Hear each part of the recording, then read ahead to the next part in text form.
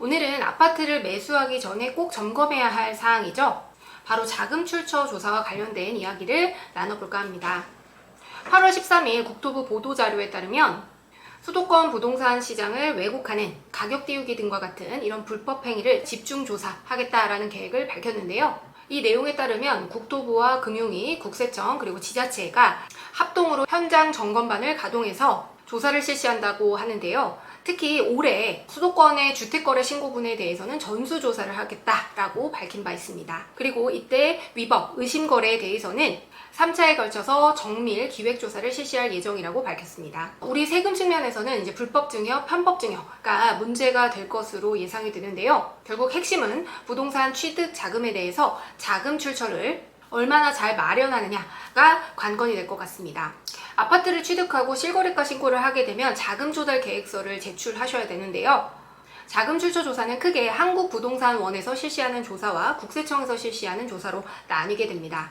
한국부동산원에서 실시하는 조사의 경우에는 자금 조달 계획서대로 실제 자금 집행이 이루어졌는지를 중점적으로 살펴보게 되고요. 국세청의 경우에는 국세청에 보고된 소득과 신고 내역을 바탕으로 이 재산을 취득할 만한 능력이 있었는지, 편법 증여가 있지는 않았는지를 중점적으로 살펴보게 됩니다. 자, 그럼 자금 출처 조사를 완벽하게 대비할 수 있는 방법, 가장 중요한 세 가지를 말씀드려 보도록 하겠습니다. 자, 첫 번째는요.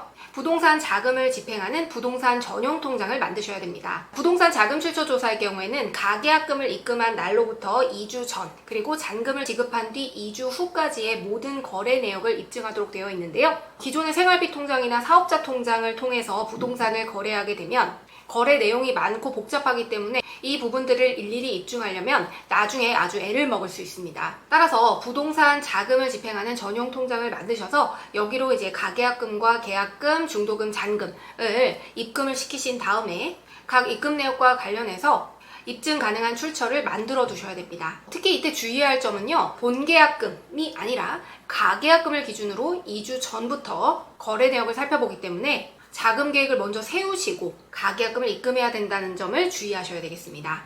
자, 두 번째는요. 부모님으로부터 차용을 할 예정이라면 반드시 차용증을 꼭 만들어 두셔야 되고요.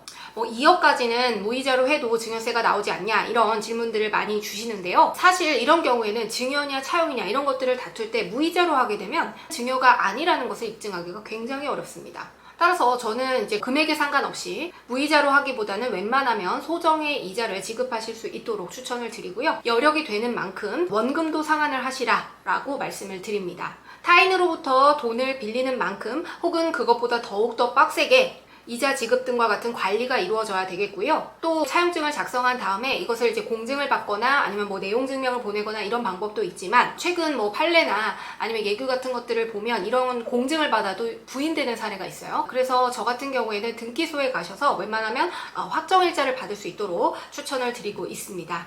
그리고 마지막으로 가장 중요한 부분인데요.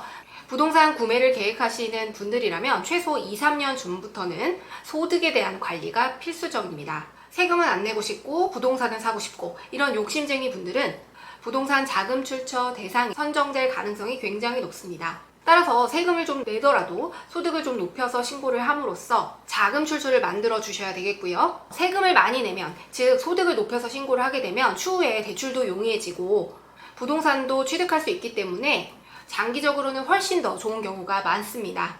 세금이라는 게 지금 당장은 굉장히 아깝다라는 생각이 드는데요. 나중에 더 큰 선물로 돌아올 수 있으니까요. 이 점을 좀 명심하시면 좋을 것 같습니다. 그리고 자금 출처 조사와 관련해서 많이들 오해하시는 게 이 재산 취득자금에 대한 증여 추정 규정인데요. 이 규정에 따르면 우리가 입증하지 못하는 금액이 내가 취득하는 부동산의 20%와 2억 원 둘 중에 작은 금액에 미달하게 되면 조사가 안 나온다. 예를 들어 이제 10억 중에서 8억만 소명하면 된다. 이렇게 생각들을 하시거든요. 근데 이거는 이제 조사 대상을 선정하는 서면 분석을 하는 단계에서 조사 대상을 선정하는 것이고요. 실제로 세무조사가 나왔을 때는 부동산 취득자금 100%를 모두 입증해야 됩니다. 즉 10억 원 전체를 전부 다 소명해야 되는 것이죠. 따라서 내가 취득하는 부동산 이 정도면 괜찮겠지? 설마 나한테 조사가 나오겠어? 이렇게 생각하시는 분들은 큰 코 다칠 수 있으니까 주의하셔야 되겠습니다. 항상 미리 준비할수록 세금을 아낄 수 있다는 점 기억하시고요. 그럼 오늘도 유용한 절세미녀였습니다. 감사합니다. 안녕.